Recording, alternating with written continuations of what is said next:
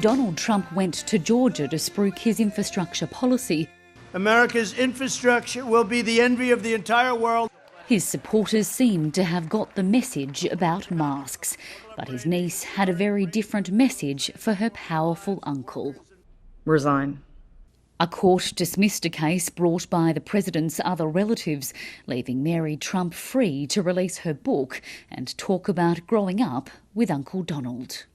He is utterly incapable of leading this country, and it's dangerous to allow him to do so. There's infighting in the White House as well as the family.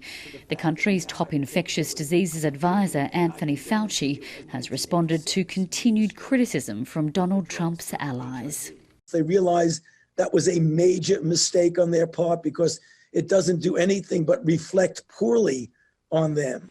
The president has privately fumed about Dr. Fauci's public statements, but insists the White House is united.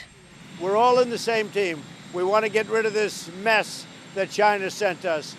But the mess just gets worse. The record for new infections is broken every few days.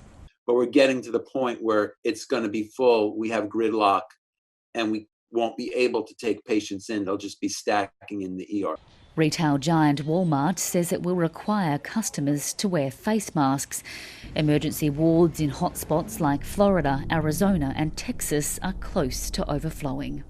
I now have first-hand experience with the crisis that's gripping this country. I contracted the virus late last month.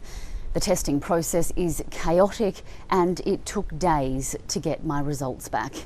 While I was in self-isolation in my basement in Washington, D.C., I heard nothing from health authorities who were supposed to interview me to trace any contacts I might have had. The experience of COVID-19 is painful and frightening, and recovery is slow. But on a national level, the pandemic is worsening. The recovery hasn't even begun. Catherine Diss, ABC News, Washington.